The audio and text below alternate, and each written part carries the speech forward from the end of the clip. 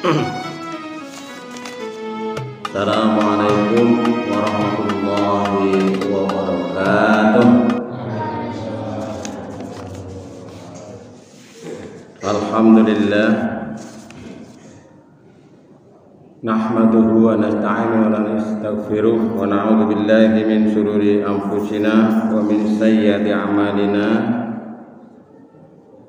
May yahdihillahu fala mudilla lahu wa may yudlilhu fala hadiya lahu. Asyhadu an la ilaha illallah wahdahu la syarika lah wa asyhadu anna Muhammadan abduhu wa rasuluh.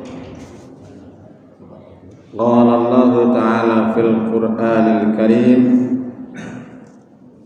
a'udzu billahi minasy syaithanir rajim. Wa la tamshi fil ardi maraha.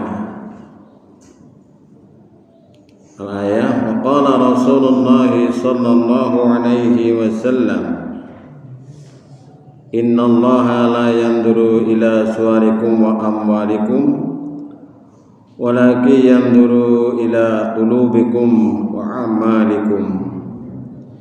Sadaqallahul azim wa sadaqa Rasulullah sallallahu alaihi wasallam. Jemaah sekalian yang dirahmati Allah, pada kesempatan ini saya ingin sedikit menyampaikan perihal tentang penyakit hati. Kenapa, Bu? Penyakit hati. Nah, penyakit fisik bagiannya dokter. Yang birang-birang penyakit zaman sikit tambah akeh nggih. Zaman biyen penyakit ora pati akeh. Sikit tambah ngene penyakitnya tambah akeh. Obatnya ya tambah akeh. Dokternya tambah akeh. Mien lah dokter. Anane mungkin tabib utawane dukun bayi paling. Nah, sekarang udah banyak dokter. Nah, saya akan membahas sedikit tentang penyakit hati, yaitu bagi hati yang sakit, qalbun marid. Karena ada hati yang sehat, ada hati yang sakit, ada pula hati yang mati. Nah, sing cilaka kene wis atine wis mati. Sawaun alaihim a anzartahum am lam tundirhum la yu'minun. Kene wis mati atine wis ora bisa dibuka. Pada bae diwehi ngerti utawane ora diwehi ngerti, tetep ing dalam kekafiran. Kafaro tutup. Nah, wis nutup jeglek kaya niku. Nah, penyakit hati ini ya perlu kita ketahui sedikit-sedikit agar kita bisa menyadari, kemudian kita berusaha untuk mengobatinya. Nah, secara singkat nanti saya sampaikan sedikit-sedikit. Rasulullah Shallallahu Alaihi Wasallam dalam sebuah hadis yang populer itu menyampaikan, ketahuilah bahwa di dalam diri manusia ada segumpal daging yang apabila itu baik maka itu akan baik semuanya, dan apabila itu buruk maka akan buruk semuanya. Ketahuilah Allah, ya, itu adalah qalbu, hati. Nek atine apik, kabeh-kabeh arep melu apik. Nek atine elek, atine jahat, atine kotor, kabeh-kabeh ya jadi kepelu. Jadi hati ini adalah merupakan pusat, merupakan remote. Dengan remote nih, hati kita. Nek atine apik, instruksine apik, perintahnya apik, responnya apik. Ya, gitu.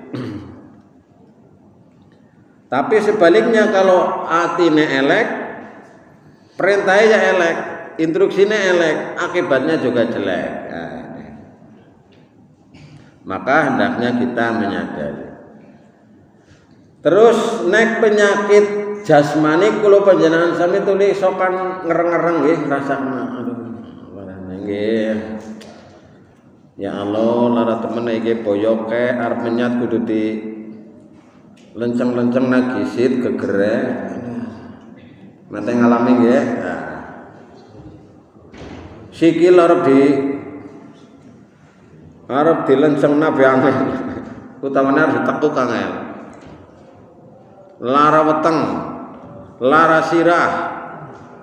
Wis pokoke penyakit pirang-pirang.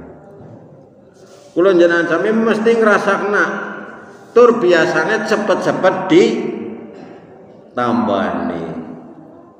Maring dokter golek obat utawane ikhtiar liyane apa. Tapi nek penyakit rohani, nah niki penyakit rohani niku kula jenengan sami mboten ngrasakaken. Tidak merasakan. Karena tidak sakit kita ini, fisiknya kita tidak sakit. Tapi yang sakit apa? Hatinya, ruhaninya. Nah, niki. Padahal ruhani itu kan kita tidak bisa merasakan secara fisik ya. Jadi akibatnya mungkin bisa, dampaknya itu bisa. Maka inilah pentingnya kita ini ya sedikit-sedikit mengetahui, mempelajari. Karena hati yang kotor itu kaya dene kaca sing kotor. Nah niki kaca kula niki nek nganggo kacamatane kotor kira-kira kepriwe nggih? Nggo ndeleng bures. Wong gagah-gagah gara-gara kacamatane kula niki tutul-tutul. Kene rika jerawate akeh temen Kang. Nggo ndeleng dadi bures. Kacamata ireng misalnya jam 12 awan dinggo gini peteng temen ya. Nah kacamata ireng niku. Nah. Tapi nek kacamata bening kinclong wah nggondelem genah apa maning nggondelem duit genah. Oke duit 2.000 genah ya. Oh misalnya duit tidak maning, anak ya 20.000, kan mukur beda dolet ro, genah nih pak, gue beda nah duit, yang paling genah, loh gue mau orang kacamata kayak wis genah duit lah. Jadi ini penyakit rohani. Tur penyakit rohani gue kayak dene kula jenengan sami gue duwe panci, duwe wajah sing sambendina angger tambah kotorane nek ora diresiki dadi tambah gedibel nggih, tambah kandel. Tambah kandel, tambah gedibel, akhirnya angel diresiki. Angel diresiki. Tapi nek titik anak kotorannya diresiki sik. Oke wajane nembe tinggo goreng dok sik meling. Oh ngesuk goreng gedang gosok sik. Lah kula jenengan sami nek atine wis kotor terus ora tau diresiki. Niku masalah akhirnya jadi kandel jadi kotor numpuk angel diresiki.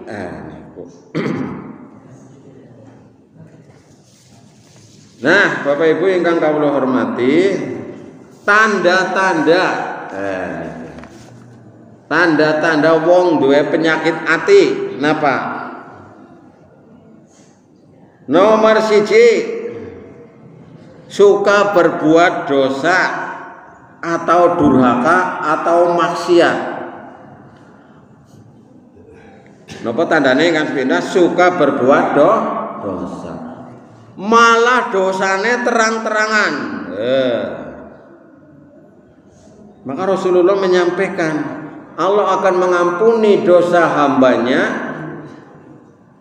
Tapi tidak akan mengampuni dosa orang yang melakukan perbuatan dosa dengan terang-terangan, dipamerna, pokoknya dipublikasikan, diviralna, anu perbuatan dosa, perbuatan maksiat, perbuatan durhaka. Wah, ini berarti wong gue duwe penyakit hati. Nomor lorone napa? Wong gue males beribadah. Apa ana wong males ibadah, Bu? Wonten apa mboten, Pak? Wong sing males beban ibadah wonten. Malah kayane luwih akeh.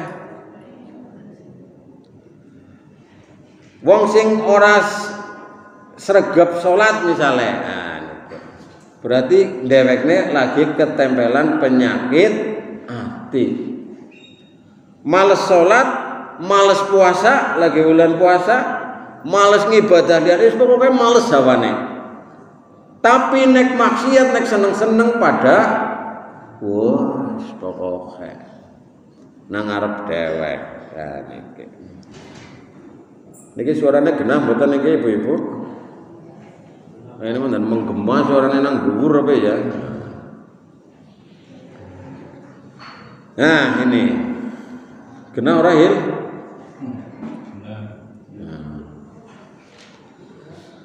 Kemudian yang ketiga, orang yang terkena penyakit hati itu resah dan gelisah ketika ada masalah. Nah, apa?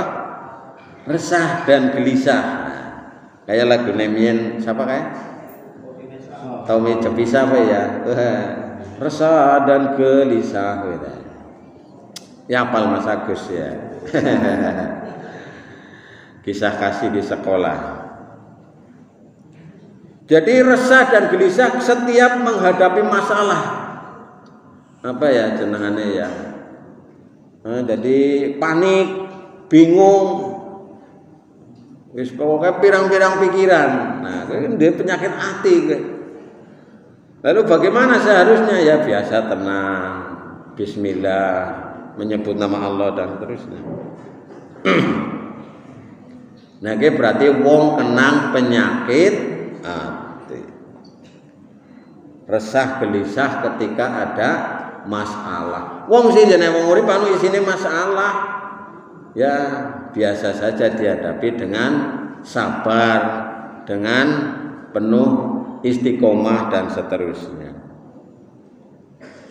Lalu yang keempat, tanda orang yang kena penyakit hati, hatinya itu tidak tersentuh, tidak tergetar ketika dibacakan ayat-ayat Al-Qur'an. Orang ngaruh, ada bacaan Quran, orang ngaruh. Malah kadang-kadang sing merengna pengaruh, nek disetelna dangdut, manggut-manggut. Apa maning dangdut sing model versi koplo. Wah, joget. Ketika kita mendengar ayat suci Al-Qur'an, kudune kan orang yang hatinya bagus itu wajilat qulubuhum. Bergetar hatinya ketika diperdengarkan ayat suci Al-Qur'an. Idza quri'al Qur'an fastami'u lahu wa ansitu la'allakum turhamun. Nek diwacana Quran kondisi mak kon dirungokna men uli rahmate sekang Gusti Allah. Jadi simak niku nggih. Bacaan Quran teng pundi mawon. Kita berusaha untuk menyimak bacaan ayat suci Al-Qur'an. Yes, Kemudian yang berikutnya yang kelima, orang itu lupa atau jarang atau tidak berzikir dan tidak suka berdoa. Ora seneng zikir, ora seneng donga maring Gusti. Loh, dikir-dikir wong apa? Orang ngaruh. Arep dikir ya rezekine semenek. Arep ora dikir nyung ya ongkose semenek. Padha bae. Aku arep dikir ya uli batine semenek, arep ndonga ya batine semenek, ora dikir ya uli semenek, ora ndonga ya batine semenek. Wong berarti kenang penyakit hati. Artine wis. Ya bisa ana bibit-bibit penyakit kan kaya niku. Emangnya siapa sih ngewehi rezeki? Emangnya siapa sih ngewehi kepada kita untuk karunia nikmat rahmat? Menjaluk maring Gusti Allah. Karena doa itu di samping kita ini butuh sesuatu mohon kepada Allah, doa itu adalah ibadah. Allah itu sangat senang ketika ada orang berdoa. Ya, jadi ya kayak kalau jenengan sami anu duwe apa-apa kalau jenengan sami kok ana wong jaluk tulis seneng nggih. Nah, kejaba wong jaluk anu kula jenengan sami anu ora duwe. Lah Gusti Allah Al-Ghani Maha Kaya. Oh, dijaluki apa bae. Nah, itu Allah sangat menyukai yang demikian itu. Kemudian yang keenam, tanda orang yang terkena penyakit hati itu sibuk urusan dunia semata. Wis pokoke esuk sore ngawan bengi dur setut. Apa sih dipikir, nah apa sih digolet dunia terus. Wis pokoknya gaspol dunia. Nah, esuk sore ngawan bengi dunia, esuk sore ngawan bengi dunia terus. Nah. Sing dihitungi dunia terus. Nah. Pokoknya mikirnya dunia. Ora tahu mikirna akhir. Nah, berarti atine wis kenang penyakit ini. Kemudian yang berikutnya, yang ketujuh itu suka pikirannya itu negatif, negatif atau prasangkanya buruk dalam menghadapi sesuatu apapun. Bahkan terhadap Allah Subhanahu wa taala juga kadang-kadang dia menganggapnya itu adalah berprasangka buruk. Orang adil temen Gusti Allah kaya kiye. Wong bocah si cilik kok wis dijiot wong tuane. Kan prasangka buruk nggih maring Gusti Allah. Makanya kita berusaha untuk berprasangka baik dalam menghadapi nikmat Allah Subhanahu wa taala. Kemudian yang kedelapan, orang yang terkena penyakit hati itu pengennya dipuji terus, gila pujian gitu. Ini yang dalam nanti ada macam-macam penyakitnya yang akan kita bahas itu. Jadi nek ora dialem, nek ora di kayak jempoli gue mutung. Kepengennya dialem, kepengennya dipuji, kepengennya disanjung, kepengennya diviralna dan seterusnya. Yang kesembilan, yang terakhir itu tanda orang terkena penyakit hati adalah merasa hebat, merasa paling hebat, merasa dia itu melebihi dari yang lain dan menganggap rendah kepada orang lain. Oh, niki nggih tanda-tanda. Padahal Allah tidak menyukai kepada orang-orang yang berbuat sombong. Nomor 2 sombong. Kemudian yang nomor 3 adalah riya. Riya, pamer. Kemudian yang keempat adalah ghadab, suka marah.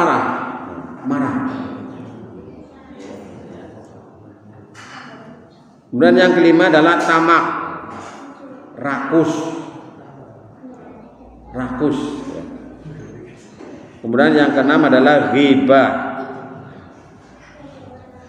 Yang ketujuh adalah suudzon atau buruk sangka, dan yang kedelapan fitnah. Nah, ini antara lain penyakit hati. Yang nomor 1 kita pelajari yang nomor 1, hasad atau dengki. Rasulullah Shallallahu Alaihi Wasallam wasiat, wanti-wanti, pesan kepada kita semuanya, iyyakum wal hasada.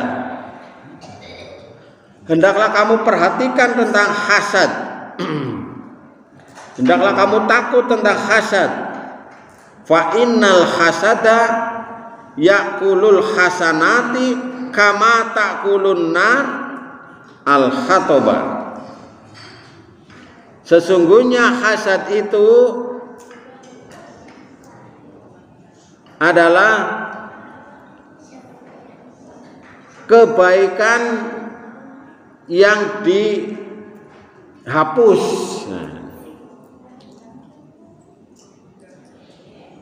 Kebaikan yang dihapus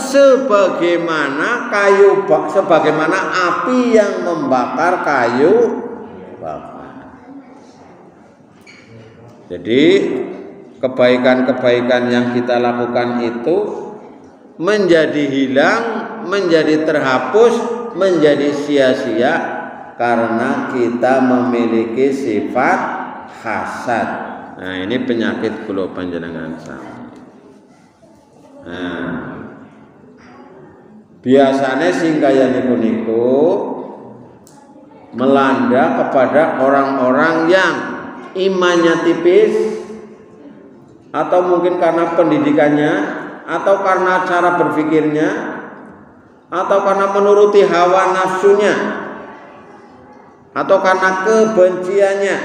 Nah, ini hingga kemudian timbul yang namanya hasad atau dengki itu. Jadi oleh Rasulullah dalam hadis riwayat Abu Dawud dan pada hadis yang lain itu Ibnu Majah, wanti-wanti dumateng kula panjenengan sami kon pada menjauhi hasad. Dijauhi. Nah, bagaimana perumpamaan hasad itu seperti api yang membakar kayu bakar atau kayu bakar yang terbakar oleh api, enteng kabeh. Umpamane anak kayu ge semene akeh semejit ge dibakar tuh di awune mukur di TikTok nggih. Nah, ilang kabeh meneman. Maka hendaknya kita menjauhi dari sifat hasad, menjauhi dari sifat dengki, menjauhi dari sifat bahasa kolonial kami biasanya adalah meri, dengki. Nah, atau dalam bahasa lain adalah SMS.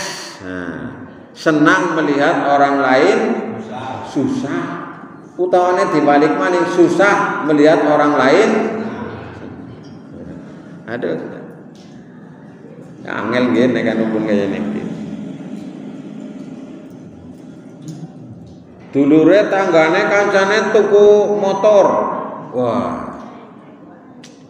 Kudune kan melu seneng nggih. Nah, malah susah. Duh jangan tuku motor ya. Malah jadi tensine naik. Sing mau tensine 80 dadi 100.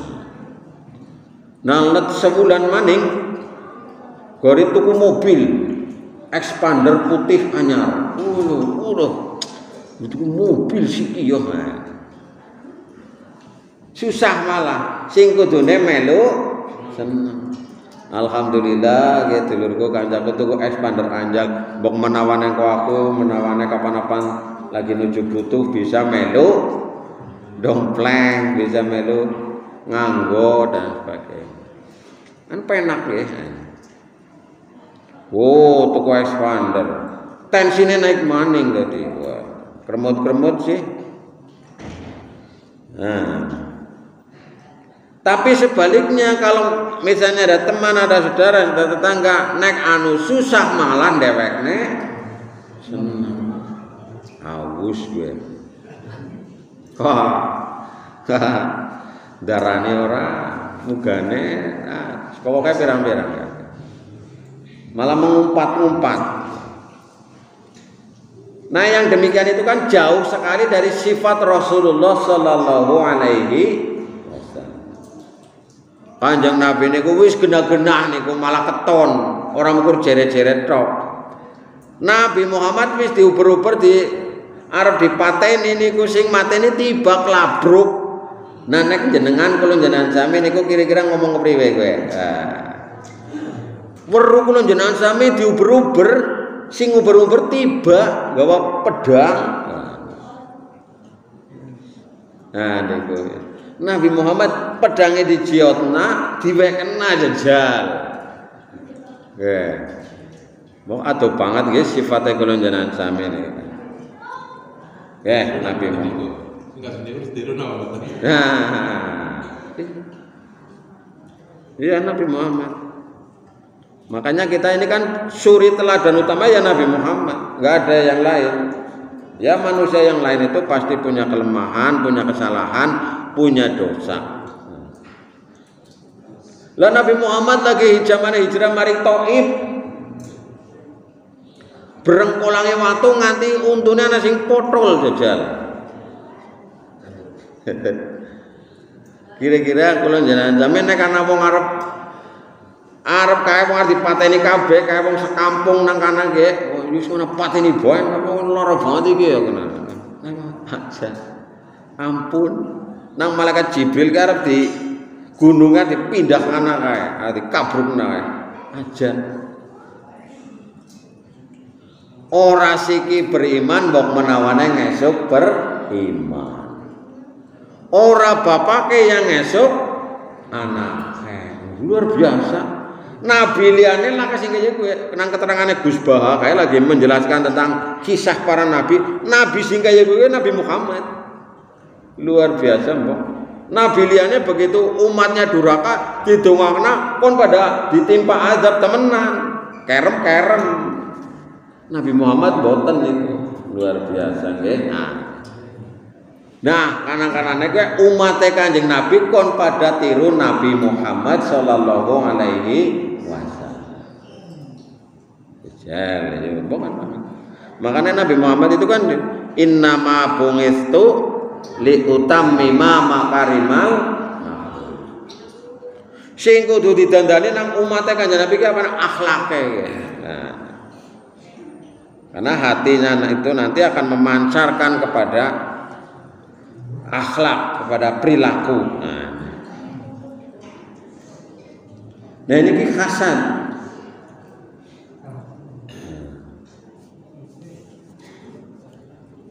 Maka Bapak Ibu dan saudara sekalian, kira-kira kula jenengan sami duwe penyakit hasad apa ora?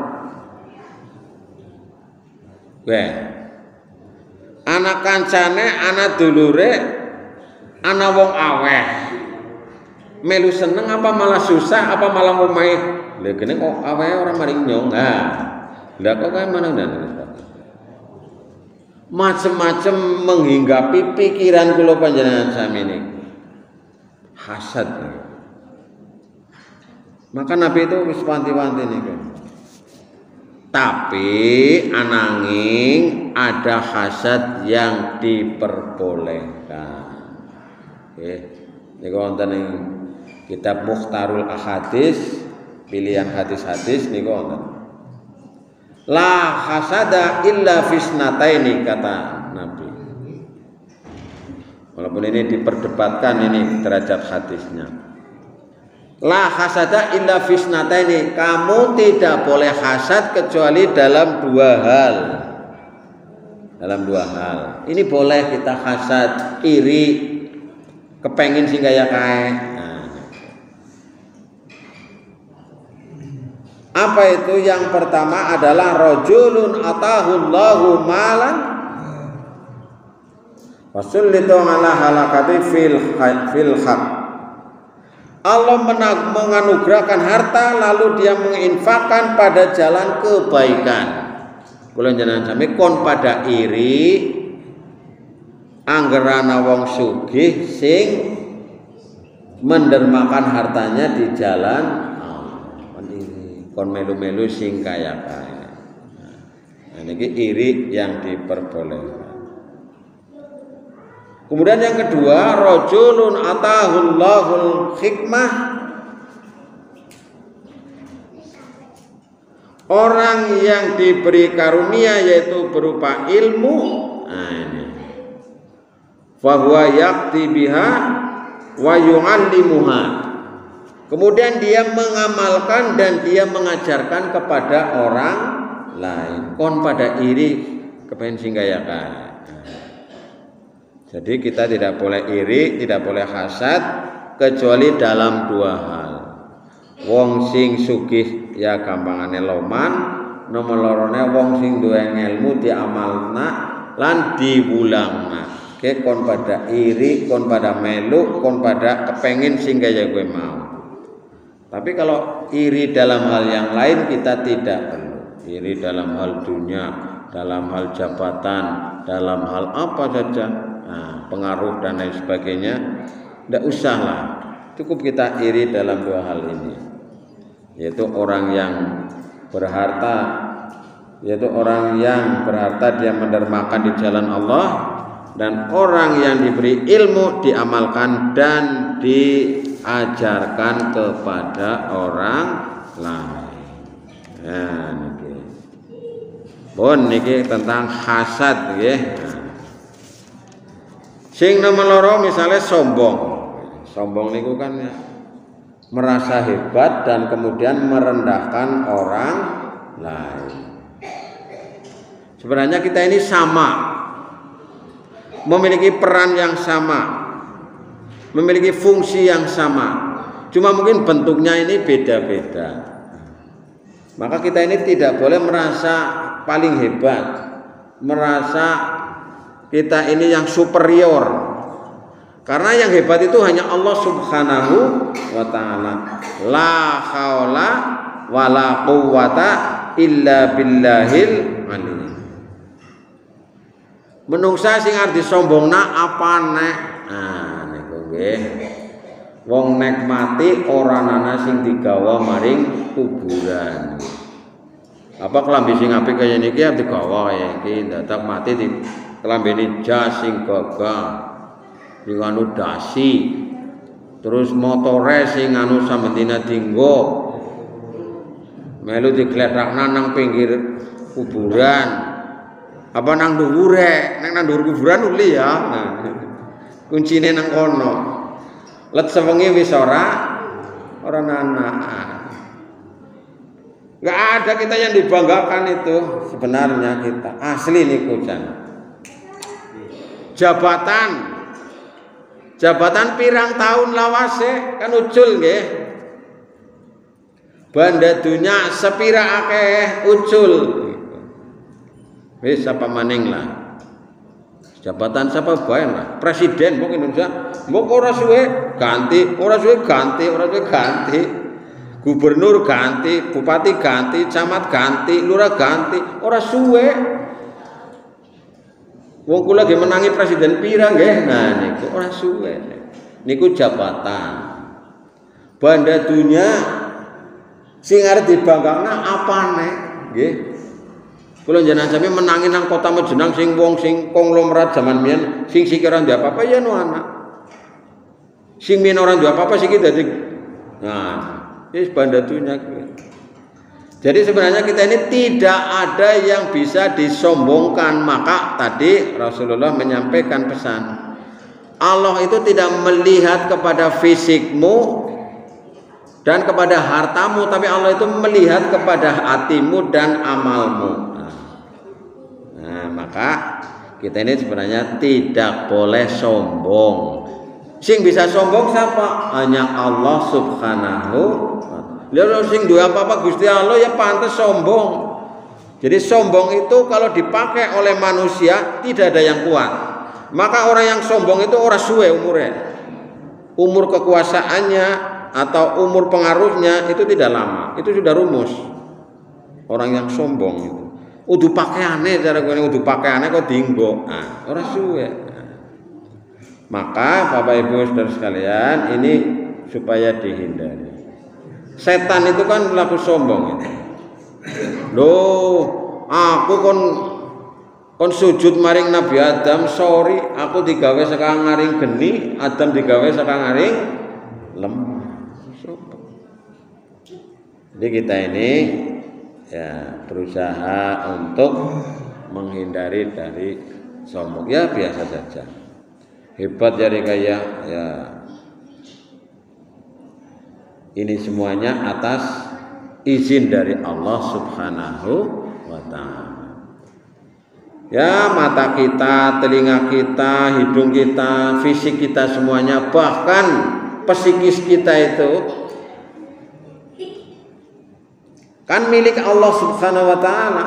Harta yang kita miliki, anak-anak kita, keluarga kita juga semuanya milik Allah Subhanahu wa ta'ala. Apa sih yang disombongna? Tidak ada. Maka Allah berpesan, janganlah kamu berjalan di muka bumi ini dengan sombong, wala tamsi fil ardi marah. Jadi kita ini berusaha menjauhi. Ya biasa mawon lah, ya. Jangan kita ini merasa sombong. Kemudian yang ketiga, Bapak Ibu Saudara sekalian, ini yang disebut dengan riya atau apa ya, pamer. Maka ini dikritik keras dalam Al-Qur'an. Ya. Fawailul lil musallin alladzina hum an sholatihim sahun alladzina hum yura'un. Wong sing seneng berbuat riya. Jadi senengnya pencitraan, senengnya pamer, senengnya dialem, senengnya ditepuk tangan, senengnya dikeprok, dijempoli, ini. Padahal mestinya yang perlu kita tuju, ya, pangalembono, pujian dari siapa? Dari Allah Subhanahu wa ta'ala. Ya, dari manusia itu adalah sekedarnya saja. Dan itu pun jangan mempengaruhi kepada kita. Ya. Sholat mengenem mangkat maring masjid. Angger di alam nang wong apa dari tambah sregep, nek ora di alam tambah ora sregep kan boten. Nah ini kalau kita sudah ikhlas itu tidak terpengaruh oleh. Makanya Bapak Ibu Saudara sekalian, kita berusaha untuk sama-sama menciptakan keikhlasan secara sosial. Ya. Lan wong ora tau maring masjid, mondangan maring masjid malah diomong, malah dibully, malah di woro-woro nang aring grup medsos. Ora tau nek ketingaren maring masjid. Jamaah sregep banget mangkate kasih dewek urung adzan wis nang ngarep. Ana apa ya? Bahasa-bahasanu lho ngerti. Nah, itu namanya tidak menciptakan keikhlasan secara sosial itu. Artinya kan didukung begitu ya. Apa yang dilakukan hendaknya didukung. Alhamdulillah di kamar masjid sih kan. Aku sih buangan ngenteni di kamar masjid ya kena. Mengko bali bakso yo lah. Yo bakso nang kana. Nah, seneng nggih. Itu menciptakan keikhlasan itu. Ngesuk kalau seminggu, aduh. Yakin aku tambah seneng sih yakin asli itu. Cuci madang yo nang ndi nang kaya warung Padang sing 10.000-an ya. Aku enggak warung 20.000 tok ya. Nah, madang seneng Pak. Menciptakan keikhlasan. Jangan seperti itu tadi itu. Maka ini untuk menghindari dari riya tadi itu.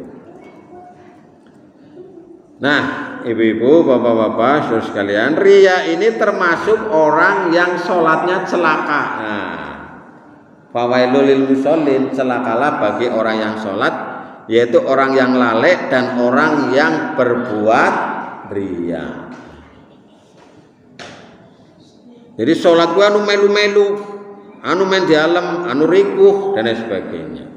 Padahal sholat kita itu kan inna sholati wa nusuki wa mahyaya wa mamati lillahi rabbil alamin. Kecuali mungkin bocah cilik orang maring masjid mbok do main nang aring wong tuan.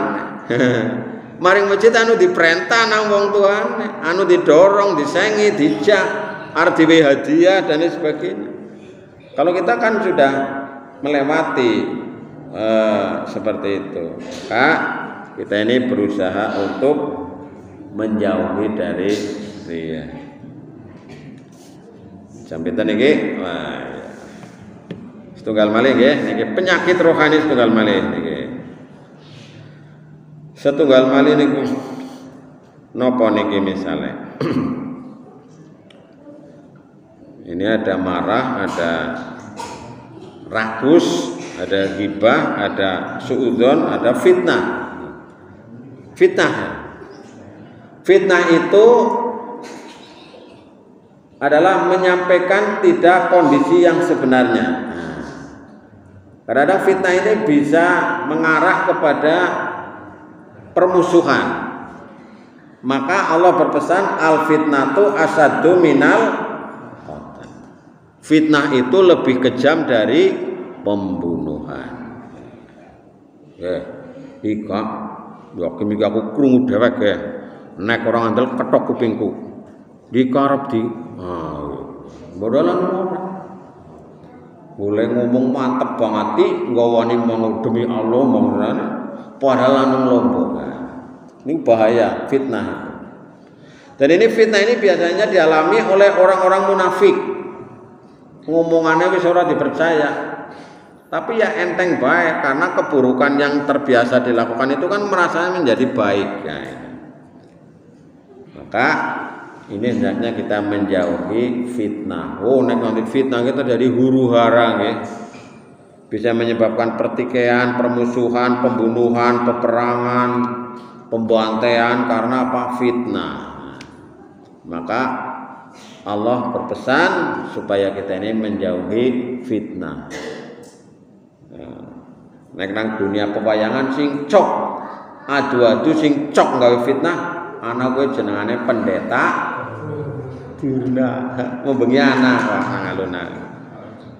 Udah nonton nganti jam tengah kali. Anu wayang dikontrak jadi bubare gasik Pak Haji. Jam tengah loro bubar jan wis lakar. Jadi gua anu langsung dikontrak nang aring Kominfo. Nah, ke fitnah fitnah kan jadi perang dari gelut apa jadi rame paten-patenan dan sebagainya. Wah ini. Maka ini hendaknya dijauhi dari penyakit-penyakit kebiasaan akhlak yang tidak baik, yang mudah-mudahan kita terhindar dari itu semuanya. Makatan nggih niki pengajian ingkang saged kula aturaken mugi-mugi manfaat khususipun dumateng pribadi kula lan umumipun dumateng jamaah sekalian nggih.